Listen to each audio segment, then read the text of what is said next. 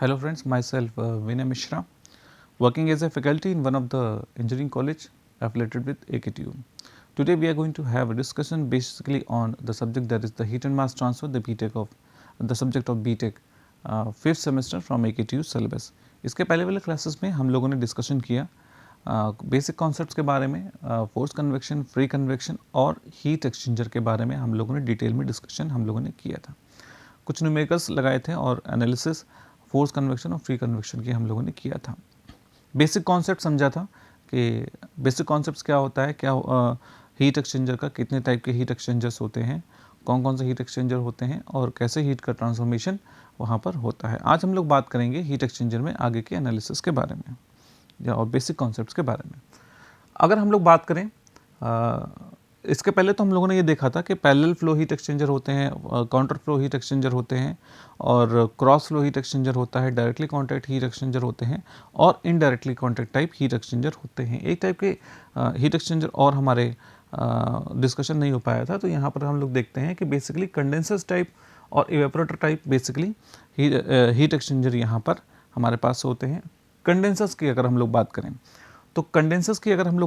तो condensers means the kind of condensation. Condenser word is associated with the process that is condensation process. और हमें पता है कि condensation process क्या होता है?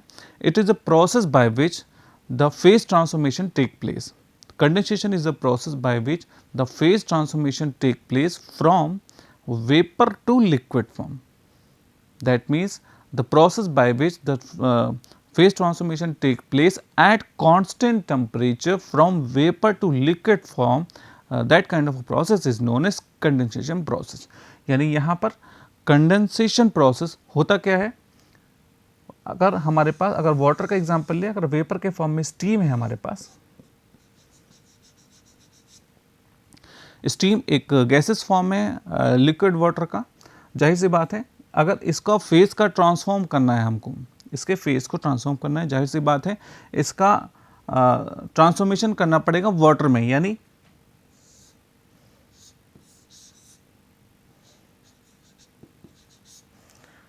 अगर स्टीम कन्वर्ट हो रहा है लिक्विड में, अब कन्वर्ट कैसे होगा? जाहिर सी बात है स्टीम को बनने के लिए पहली चीज़ तो ये, स्टीम बनी कैसे? स्टीम बनी थी हमारी जब वाटर को हम लोगों ने सैचुरेशन टेम्परेचर से ऊपर हम लोगों ने हीटअप किया था, वाटर को हीटअप किया था सैचुरेशन टेम्परेचर से ऊपर।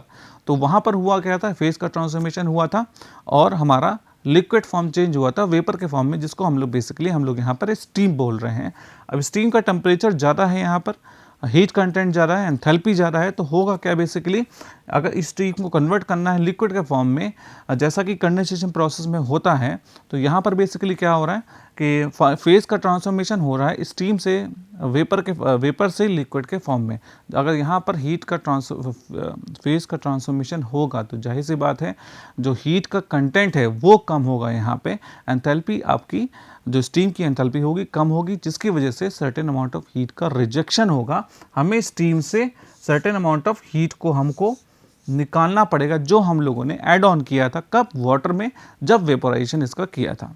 यानी स्टीम से सर्टेन अमाउंट ऑफ हीट का एक्सट्रैक्शन होगा, रिजेक्शन होगा, सर्टेन अमाउंट ऑफ हीट वो निकलेगी एट कांस्टेंट टेम्परेचर। ये इस पॉइंट को इंपॉर्टेंट बात को ध्यान रखने की बात है कि बेसिकली यहाँ पर जो हीट का रिजेक्शन होता है, अगर हम लोग लेटेंट हीट की हम लोग बात करेंगे तो वहाँ पर एक कांस्टेंट टेम्परेचर पे हीट का रिजेक्शन यहाँ पर होगा स्टीम से लिक्विड के चेंज होने के लिए। तो यहाँ पर ये जो प्रोसेस है, फेज का ट्रांसफॉर्मेशन हो रहा है, वेपर से लिक्विड के फॉर्म में बन रहा है, स्टीम से सर्टेन अमाउंट ऑफ हीट निकल रही है, इसका हीट कंटेंट कम हो रहा है, तो इस प्रोसेस को बेसिकली हम लोग कहेंगे कंडेंसेशन प्रोसेस। अब यहाँ पे दो बातें ध्यान में रखने वाली है कि बेसिकली हम लोग के पास दो टाइप की हीट होती है यहाँ पे। पहली होती है सेंसिबल हीट और दूसरी होती है लेटेंट हीट।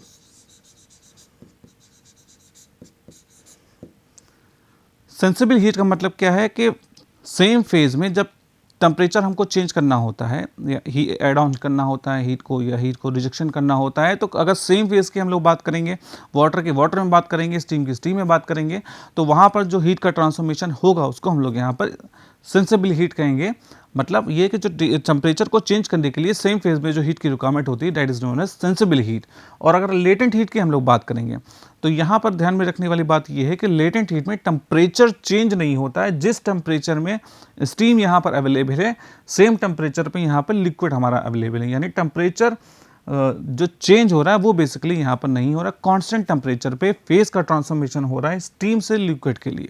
तो यहाँ पर बेसिकली जो कांस्टेंट टेम्परेचर पे हीट का ट्रांसफॉर्मेशन होगा, स्टीम से सर्टेन अमाउंट ऑफ हीट निकलेगी, उस हीट को हम लोग लेटेंट हीट कहेंगे। कब? जब टेम्परेचर आपका कांस्टेंट है और हीट ऑफ फेज का ट्रांसफॉर्मेशन हो रहा है। That means the latent heat is the amount of heat required to change the phase at constant temperature. That means latent heat is the amount of heat required to change the phase from steam to liquid at constant temperature. This amount of heat is known as latent heat और उसको हम लोग constant temperature के according उसको लेकर के चलेंगे। अब यहाँ पर सेंसिबल हीट और लेटेंट हीट हमारे पास दो हीट हैं। अब इस तरीके की जो चीज़ अगर हीट एक्सचेंजर में अगर ये कॉन्सेप्ट कहीं पे हो रहा है, कंडेंसेशन हो रहा है, तो उसको वहाँ पर हम लोग जो अमाउंट ऑफ हीट जो निकलेगी हमारी वो बेसिकली कहलाएगी लेटेंट हीट ऑफ कंडेंसेशन। तो इस तरीके का प्रोसेस जहाँ पर होगा वहाँ पर हीट का ट्रांसफॉर्मेशन अगर दो फ्लूइड्स के बीच में हो रहा है, कंडेंसेशन भी हो रहा है, स्टीम का कंडेंसेशन हो रहा है या किसी भी और फ्लूइड का कंडेंसेशन हो रहा है, तो उस टाइप को हम लोग जो हीट एक्सचेंजर होंगे उसको कंडेंसर्स टाइप हीट एक्सचेंजर बोलेंगे, या हम लोग कहेंगे कि कंडेंसर्स भी एक तरीके का हीट एक्सचेंजर यहाँ पर हो रहा है अगर हीट का एक्सचेंज होगा दो फ्लूइड्स के बीच में किसी भी तरीके के डायरेक्टली या इनडायरेक्टली टाइप में। दूसरा है हमारे पास इवेपोरेटर। इवेपोरेटर का मतलब क्या है? जाहिर सी बात है, जैसे नेम इंडिकेट कर रहा है, इवेपोरेटर में बेसिकली हमारा वेपोराइजेशन होगा, यानी वेपर के फॉर्म में चेंज होगा। वेपर के फॉर्म में कब चेंज होगा? हमारे पास कोई लिक्विड है, मान लीजिए इसका टेम्परेचर 50 डिग्री सेंटीग्रेड है, सैचुरेशन टेम्परेचर पानी का, वाटर का लेकर के चल रहे हैं, अगर 100 डिग्री सेंटीग्रेड है सैचुरेशन टेम्परेचर, टीएस की बात करें तो अगर इसका सैचुरेशन टेम्परेचर 100 डिग्री सेंटीग्रेड है, कब? जब एटमॉस्फेरिक प्रेशर हमारा 1 बार होगा। 1.01 बार के लिए 1.01 बार के लिए सैचुरेशन टेम्परेचर वाटर का 100 डिग्री सेंटीग्रेड हम लोग लेकर के चलते हैं, या बेसिकली इतना होता है। तो इस कंडीशन में क्या होगा? अब हम लोग प्रेशर, एक बात ध्यान में रखने वाली ये है कि बेसिकली यहाँ पर प्रेशर हम लोग 1.01 बार यानी एटमॉस्फेरिक प्रेशर लेकर के चल रहे हैं। अगर ये टेम्परेचर बढ़ जाता है तो ये थर्मोडायनामिक्स पॉइंट ऑफ व्यू से हम लोग इसका डिस्कशन हम लोगों ने कर रखा है पहले कि अगर इसका प्रेशर बढ़ जाएगा तो हमारा इसका जो सैचुरेशन टेम्परेचर है वो भी बढ़ जाएगा, यानी जो पानी 100 डिग्री सेंटीग्रेड पे बॉयल होने वाला होता है वो उसका टेम्परेचर अब बढ़ जाएगा, यानी अब वो 110 या 110 से ज़्यादा या ज़्यादा टेम्परेचर पे, 100 से ज़्यादा टेम्परेचर पे अब वो बॉयल करेगा। कब? जब एटमॉस्फेरिक प्रेशर हमारा 1.01 बार से ज़्यादा है। लेकिन यहाँ पे इन जनरल समझने के लिए, कॉन्सेप्ट को समझने के लिए हम लोग प्रेशर की वैल्यू हम लोग 1.01 बार लेकर के चल रहे हैं, जिसके करस्पॉन्डिंग जो सैचुरेशन टेम्परेचर होगा वो बेसिकली 100 डिग्री सेंटीग्रेड टेम्परेचर हम लोग को ले करके चलना है। यहाँ पे मान लीजिए इनिशियल टेम्परेचर पानी का, वाटर का 50 डिग्री सेंटीग्रेड है, टेम्परेचर हमें इसका बढ़ाना है, हीट हम बाहर से देंगे, जाहिर सी बात है वाटर को हीट देनी पड़ेगी। कहाँ तक इसका टेम्परेचर बढ़ता चला जाएगा? 50 से 51, 52, 53 इस तरीके से कहाँ तक बढ़ेगा? 99.9 तक, ये कहें 100 तक इसका बढ़ता चला जाएगा। 100 तक बढ़ता चला जाएगा किसका टेम्परेचर? इस वाटर का टेम्परेचर। अब देखिए 50 से 100 वाटर तक, 50 वाटर से 100 वाटर तक जो चेंज टेम्परेचर हुआ है, इस 50 से 100 तक के लिए फेस का ट्रांसफॉर्मेशन नहीं हुआ है, यहाँ पे लिक्विड ही है, वाटर ही है। तो उस कंडीशन में जो भी हीट का ट्रांसफॉर्मेशन हुआ है, जो हमने हीट दी है वाटर को 50 डिग्री सेंटीग्रेड वाटर से 100 डिग्री सेंटीग्रेड वाटर में कन्वर्ट करने के लिए, उसको हम कहेंगे this is sensible heat, MCP/dT। M mass, CP specific heat और DT is the change in temperature that is equal to 100 - 50 degree centigrade. अब यहाँ पर वाटर पहुँच गया है 100 डिग्री सेंटीग्रेड पे, वाटर 100 डिग्री सेंटीग्रेड पे है। अब क्या होगा? जैसे सर्टेन अमाउंट ऑफ हीट हम और देंगे इसमें, तो थोड़े से बहुत ही इंस्टेंट समय के लिए होगा क्या? 100 डिग्री सेंटीग्रेड वाटर कन्वर्ट होगा 100 डिग्री सेंटीग्रेड वेपर में या स्टीम में, हम लोग कहें 100 डिग्री सेंटीग्रेड वाटर कन्वर्ट होगा at constant temperature 100 degree centigrade vapour के फॉर्म में 100 डिग्री सेंटीग्रेड स्टीम के फॉर्म में कन्वर्जन होगा यहाँ पे। यानी अब फेज का ट्रांसफॉर्मेशन हो गया कहाँ से कहाँ तक, वाटर से स्टीम के लिए। कब? कांस्टेंट टेम्परेचर के लिए। यानी यहाँ पर टेम्परेचर इंस्टेंट के लिए चेंज नहीं हुआ है। इस हीट को हम लोग कौन सी हीट बोलेंगे? लेटेंट हीट बोलेंगे। लेटेंट हीट ऑफ वेपोराइजेशन बोलेंगे, क्योंकि यहाँ पे वेपोराइजेशन हुआ है और यहाँ पर कंडेंसेशन हुआ था। वेपोराइजेशन में का मतलब ये है कि वेपर के फॉर्म में चेंज होना, लिक्विड से वेपर के फॉर्म में चेंज होना। एट कांस्टेंट टेम्परेचर की बात करें तो जाहिर सी बात है यहाँ पे लेटेंट हीट का कॉन्सेप्ट यहाँ पे आएगा। कांस्टेंट टेम्परेचर की बात करेंगे हम लोग तब उस केस में। यहाँ पर अब क्या होगा? वेपर के फॉर्म में वेपोराइजेशन चेंज होगा, प्रोसेस होगा वेपोराइजेशन, और उस वेपोराइजेशन प्रोसेस में लिक्विड जो फेज है वो चेंज होगा वेपर के फॉर्म में या स्टीम के फॉर्म में। तो यहाँ पर बेसिकली जो हमारा कॉन्सेप्ट आएगा वो लेटेंट हीट ऑफ वेपोराइजेशन का कॉन्सेप्ट आएगा। अब यहाँ पर इस तरीके के जो भी इवेपोरेटर्स में इस तरह का कोई भी कॉन्सेप्ट यूज़ होगा जहाँ पे हीट का ट्रांसफॉर्मेशन वेपोराइजेशन की वजह से हो रहा है, तो इस हीट का ट्रांसफॉर्मेशन हम लोग दूसरे फ्लूइड्स में हम लोग कर सकते हैं। वहाँ से हीट ले सकते हैं, वहाँ से हीट दे सकते हैं, जैसे भी हमारी रिक्वायरमेंट होगी। अब इस तरीके का जहाँ भी हीट का ट्रांसफॉर्मेशन कहीं भी अगर होता है दो पाइप्स में या मिक्सिंग में, तो वहाँ पर हम लोग ये कहेंगे कि वो हीट एक्सचेंजर जो होंगे वेपोरेटर टाइप हीट एक्सचेंजर वहाँ पर होंगे। तो इस तरीके से हम लोगों ने देखा कि कंडेंसेशन प्रोसेस और वेपोराइजेशन प्रोसेस में बेसिकली कौन सा कॉन्सेप्ट यूज होता है, लेटेंट हीट का कॉन्सेप्ट यहाँ पे यूज होता है। अगर हम लोग कंडेंसर्स की बात करें, कंडेंसर्स में अगर एक ग्राफ ड्रॉ करें इसमें, तो हमारे पास कैसा रिप्रेजेंटेशन आएगा हीट एक्सचेंजर के लिए, उसको हम लोग को यहाँ पे देख के चलना है। TH1 कंडेंसेशन की हम लोग बात कर रहे हैं। TH1 क्या है? TH1 is the temperature of the hot fluid at the entrance. TH1 is the temperature of hot fluid at the entrance. At the entrance पे temperature जो hot fluid का है वो TH1 है, ठीक है। TH2 क्या है? Temperature of the hot fluid at exit. Exit पे temperature TH2 है। cold fluid की अगर हम लोग बात करें, cold fluid का टेम्परेचर इनलेट पे TC1 है, कोल्ड फ्लूइड का टेम्परेचर एग्जिट पे TC2 है। यहाँ पर हम लोग देख सकते हैं कि TH1 से TH2 कांस्टेंट टेम्परेचर है ओवर द लेंथ। यानी यहाँ पर किसी भी तरीके का कंडेंसेशन या वेपोराइजेशन यहाँ पर हो रहा है। कॉन्सेप्ट आ रहा है यहाँ पर लेटेंट हीट का। पहली चीज़ तो ये क्यों? क्योंकि हमें पता है लेटेंट हीट में ही टेम्परेचर हमारा कांस्टेंट होता है। यहाँ पर कांस्टेंट टेम्परेचर यानी यहाँ पर किसी भी तरीके से यहाँ पर लेटेंट हीट का कॉन्सेप्ट यहाँ पर आ रहा है। और लेटेंट हीट का कॉन्सेप्ट का मतलब क्या है कि किसी भी तरीके की कंडेंसेशन या वेपोराइजेशन यहाँ पर प्रोसेस यहाँ पर हो रहा है। तो टेम्परेचर यहाँ पर कांस्टेंट है और TC1 का टेम्परेचर यहाँ पर बढ़ रहा है। देखिए TC1 जैसे इसे लेंथ आगे बढ़ती चली जा रही है, TC1 का टेम्परेचर बढ़ता चला जा रहा है TC2 की तरफ, यानी कोल्ड फ्लूइड का टेम्परेचर बढ़ रहा है। बढ़ेगा कैसे टेम्परेचर? जाहिर सी बात है कहीं ना कहीं उसको बाहर से हीट मिल रही होगी, सर्टेन अमाउंट ऑफ हीट उसको मिल रही है। अब वो हीट कहाँ से मिलेगी? इस फ्लूइड से मिलेगी। यानी इस फ्लूइड में कंडेंसेशन हो रहा है। हमें पता है कि जब कंडेंसेशन प्रोसेस होता है तो वहाँ से सर्टेन अमाउंट ऑफ हीट का रिजेक्शन होगा, फ्लूइड से हीट रिजेक्ट होगी, बाहर आएगी। ये फ्लूइड से जब हीट का रिजेक्शन होगा तो ये हीट टेम्परेचर बढ़ाएगी किसका? इस कोल्ड फ्लूइड का, TC1 से TC2 की तरफ। तो इस तरीके से यहाँ पर हीट का ट्रांसफॉर्मेशन हो रहा है। कहाँ से? हॉट फ्लूइड से कोल्ड फ्लूइड की तरफ, जिसमें हॉट फ्लूइड का टेम्परेचर कांस्टेंट है। इसके पहले हम लोगों ने देखा था कि हॉट फ्लूइड का टेम्परेचर हमारा कम हो रहा था। क्यों कम हो रहा था वहाँ पे? क्योंकि वहाँ पे हम लोग बेसिकली सेंसिबल हीट की हम लोग बात कर रहे हैं, लेकिन यहाँ पर हम लोग बात कर रहे हैं लेटेंट हीट की बात कर रहे हैं।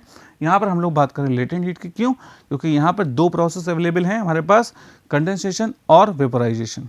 कंडेंसेशन प्रोसेस टेम्परेचर कांस्टेंट है, सिर्फ फेज चेंज हो रहा है। कैसे चेंज हो रहा है? वेपर से लिक्विड के फॉर्म में। वेपर से लिक्विड के फॉर्म में यहाँ पर फेज आपका हमारा चेंज हो रहा है। जब फेज चेंज हो रहा है तो सर्टेन अमाउंट ऑफ हीट हमारी बाहर आ रही है, हीट का रिजेक्शन हो रहा है। कहाँ से? हॉट फ्लूइड से। टेम्परेचर फिर भी कांस्टेंट है लेकिन फेज यहाँ पे चेंज हो चुका है। यहाँ पर फेज क्या होगा? यहाँ पे बेसिकली यहाँ पर फेज होगा हमारा वेपर के फॉर्म में, और यहाँ पर फेज होगा हमारा लिक्विड के फॉर्म में, यानी किसी भी तरीके का कंडेंसेशन प्रोसेस यहाँ पर हुआ है, लेटेंट हीट बाहर निकली है और वो कोल्ड फ्लूइड में गई है, जिसकी वजह से कोल्ड फ्लूइड का टेम्परेचर हमारा बढ़ गया है TC1 से TC2 की तरफ।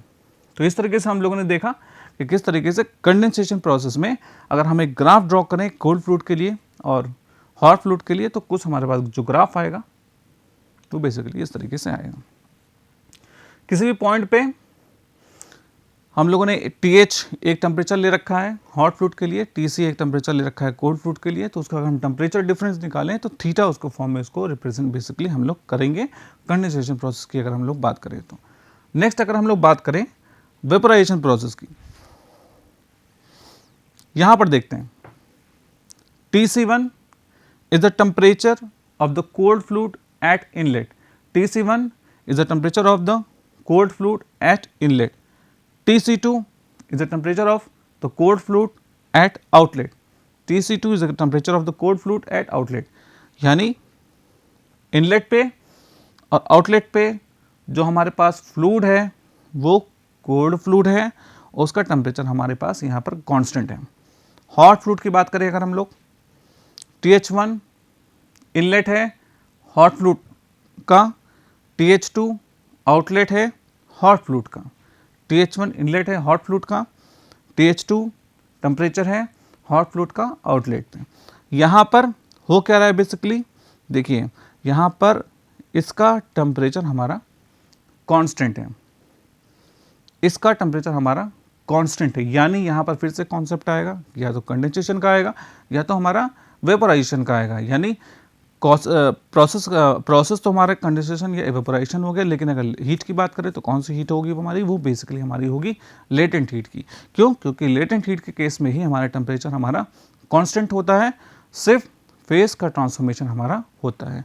अब देखिए हॉट फ्लूइड का टेम्परेचर, ये दोनों का कॉन्टैक्ट कुछ इस तरीके से है कि हॉट फ्लूइड का टेम्परेचर जो इसके कॉन्टैक्ट में है उसका टेम्परेचर कम हो रहा है। टेम्परेचर कम होने का मतलब क्या है कि certain amount of heat extraction हो रहा है, कहाँ से कहाँ को, हॉट फ्लूइड से कोल्ड फ्लूइड को, यानी हीट का ट्रांसफॉर्मेशन हो रहा है कहाँ से, हॉट फ्लूइड से कहाँ को, कोल्ड फ्लूइड को, यानी हीट का ट्रांसफॉर्मेशन हो रहा है कांस्टेंट टेम्परेचर पे।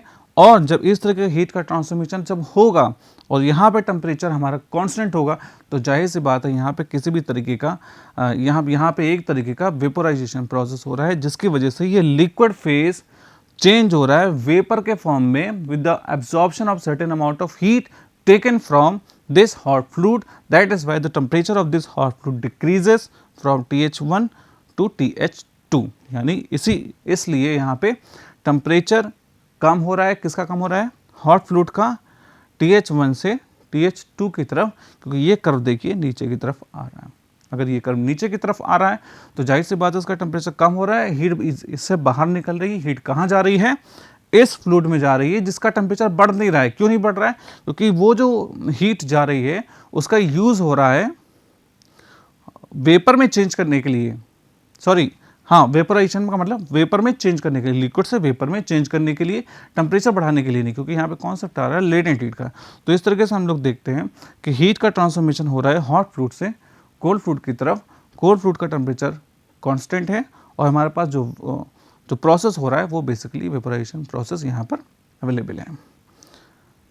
यहाँ पर किसी भी पॉइंट पे हम लोग टेम्परेचर लेके चल रहे हैं, हॉट फ्लूइड के लिए अगर TH लेके चल रहे हैं और कोल्ड फ्लूइड के लिए किसी भी पॉइंट पे टेम्परेचर हम लोग TC लेके चल रहे हैं, तो सेम जैसे इसमें माना था हम लोगों ने, उस कंडीशन में TH माइनस TC जो होगा वो बेसिकली थीटा हम लोग को कंसिडर करके चलेंगे आगे के लिए एनालिसिस के लिए, और हम लोग इस तरीके से देख करके चलेंगे।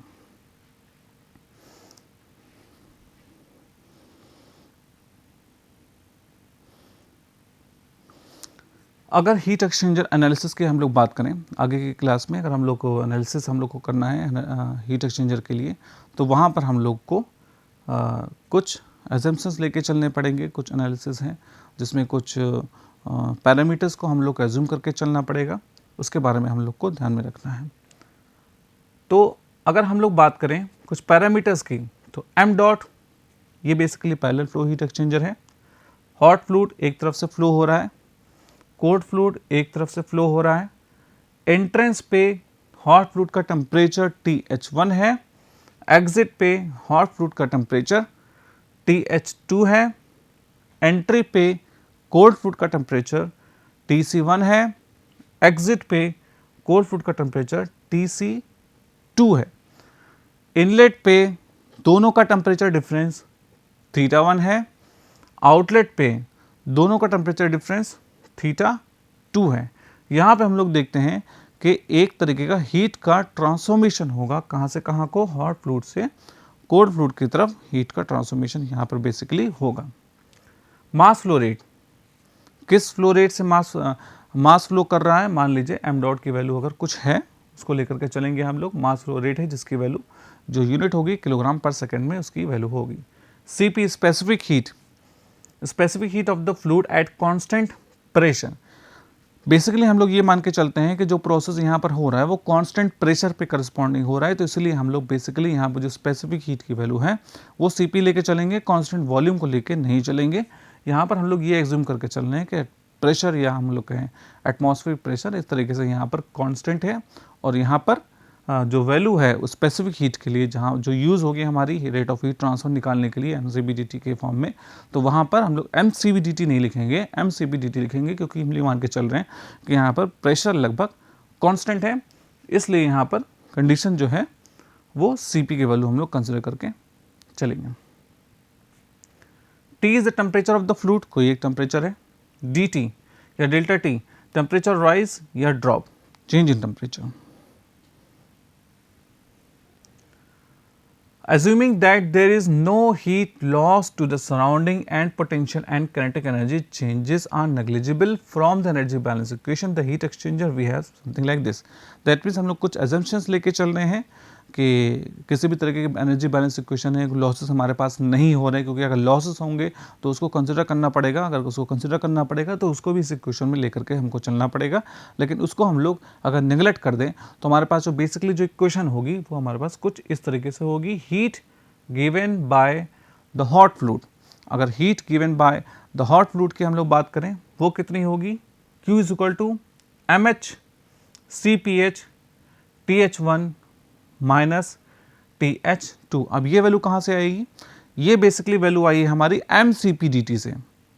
MCPDT is the amount of heat transfer at the constant temperature, at the constant pressure. अगर कांस्टेंट प्रेशर की बात करें तो अगर टेम्परेचर चेंज हो रहा है तो वहाँ पर जो हीट का ट्रांसफॉर्मेशन होगा या हीट ट्रांसफ़र की वैल्यू जो होगी या अमाउंट ऑफ हीट ट्रांसफ़र जो होगा वो वैल्यू होगी हमारी MCPDT से।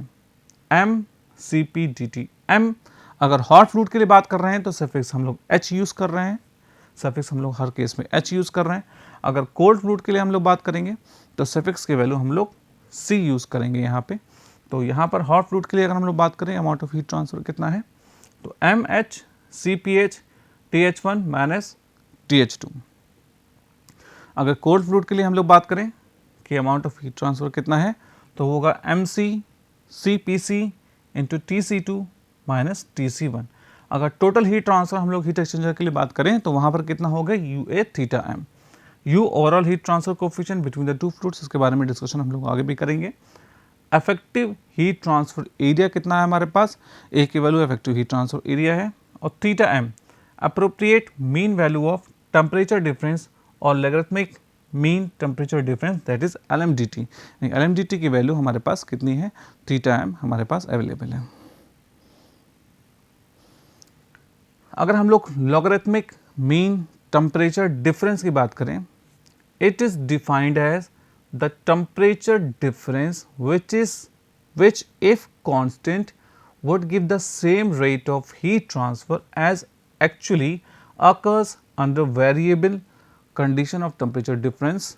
In order to derive expression for LMDT and so we are having following assumptions. LMDT है क्या बेसिकली देखिए LMDT एक मैथमेटिकल एक्सप्रेशन है हमारे पास, जो एक हम लोग लॉगरिथमिक के टर्म्स में उसको मीन के टर्म्स में हम लोग निकालते हैं, जो ये मान के चलते हैं कि वो एक कांस्टेंट वैल्यू देगा जो हमारे पास एक वेरिएबल जो टेम्परेचर की वजह से जो हमारे पास हीट ट्रांसफ़र हो रहा है, वहाँ उस केस में हम लोग एक ऐसी ऐसा टेम्परेचर हम लोग निकालेंगे जिसमें हम लोग इक्वेशन में रख करके हम लोग सेम वैल्यू हम लोग को हीट ट्रांसफ़र की हमारे पास मिल सकती है। जाहिर सी बात है, हम लोग देखते हैं कि हीट ट्रांसफ़र के केस में हमारा टेम्परेचर हर पॉइंट्स पे वेरी करता चला जाता है। अगर टेम्परेचर वेरी करता चला जाएगा तो इसके लिए एक जनरलाइज इक्वेशन जो हम लोग जनरली यूज़ करते हैं वो थोड़ा सा प्रॉब्लमेटिक हो जाती है, जिसके लिए हम लोग एक कांस्टेंट वैल्यू थीटा की वैल्यू लेके चलते हैं, जिसको हम लोग कहते हैं लॉगरिथमिक मीन टेम्परेचर डिफरेंस, जिसकी वैल्यू जिस वैल्यू को अगर हम रख दें इस इक्वेशन में तो हमारे पास सेम हीट ट्रांसफर मिलेगा। कब? जब अलग अलग पॉइंट्स पे हम लोग वैल्यू हम लोग पहले की कंडीशन में जैसे निकालते थे वैसे हम लोग अगर निकालेंगे तो उस कंडीशन में हम लोग एक मैथमेटिकल एक्सप्रेशन यूज़ करते हैं जिसको हम लोग कहेंगे लॉगरिथमिक मीन टेम्परेचर डिफरेंस। इसके लिए कुछ अजम्पशंस हैं हम लोग के पास। Overall heat transfer coefficient is constant. जाहिर सी बात है, अगर LMDT के लिए हम लोग को कुछ एक्सप्रेशन निकालना है, कुछ इक्वेशंस डिराइव करनी है, तो उसके लिए कुछ अजम्पशंस लेके चलेंगे, जिसमें ओवरऑल हीट ट्रांसफर कोफिशिएंट हम लोग को ये मान के चलना है कांस्टेंट वैल्यू है, चेंज नहीं हो रहा है। फ्लो कंडीशन जो फ्लो की है हमारी स्टडी, यानी टाइम के साथ वो चेंज नहीं हो रही। अगर टाइम के साथ चेंज होंगी वैल्यू तो हमारे यहाँ पे प्रॉब्लम्स क्रिएट होंगी। इसलिए हम लोग ये मान के चल रहे हैं कि अजम्पशंस में कि टाइम के साथ जो पैरामीटर्स हैं हमारे वो चेंज नहीं हो रहे हैं। Specific heat and mass flow rate of both the fluid are constant. Specific heat and mass flow rate for both the fluids are constant, यानी मास फ्लो रेट अगर हम लोग को लेकर के चलें वो हम लोग को कांस्टेंट लेकर के चल रहे हैं, और स्पेसिफिक हीट यानी CP की वैल्यू जो है हमारे पास वो उसकी वैल्यू भी हम लोग कांस्टेंट वैल्यू लेकर के चल रहे हैं। उसीलिए हम लोग को एक्सप्रेशन निकालने में ताकि प्रॉब्लम ना हो, इजी हो हमारे लिए। अगर हम लोग की CP की वैल्यू चेंज होगी तो ऐसा नहीं एक्सप्रेशन वो निकल नहीं पाएगा, लेकिन उसके लिए हम लोग को डेरिवेशन उसको इस तरीके से लेकर चलना पड़ेगा कि वेरिएबल CP की वैल्यू को कंसिडर करके इक्वेशन में रखना पड़ेगा, तब वहाँ पर वैल्यू उसकी हम लोग निकाल पाएंगे। There is no loss of heat to the surrounding due to heat exchanger being perfectly insulated, यानी किसी भी तरीके का हीट लॉस नहीं है और वहाँ पे इंसुलेशन प्रॉपर्ली प्रोवाइडेड है। There is no change of phase इधर of fluid during the heat transfer, heat transfer में फेज का चेंज यहाँ पर नहीं हो रहा है। The change in potential kinetic energy are negligible, axial conduction along the tube of the heat exchanger is negligible. तो इस तरीके से हम लोगों ने देखा कि कैसे LMDT में एग्जम्पशंस हम लोग यूज़ करेंगे आगे की एक्सप्रेशन को निकालने के लिए, और अब आगे की क्लासेस में हम लोग इक्वेशन से डेरिवेशन हम लोग करेंगे। ओके, धन्यवाद।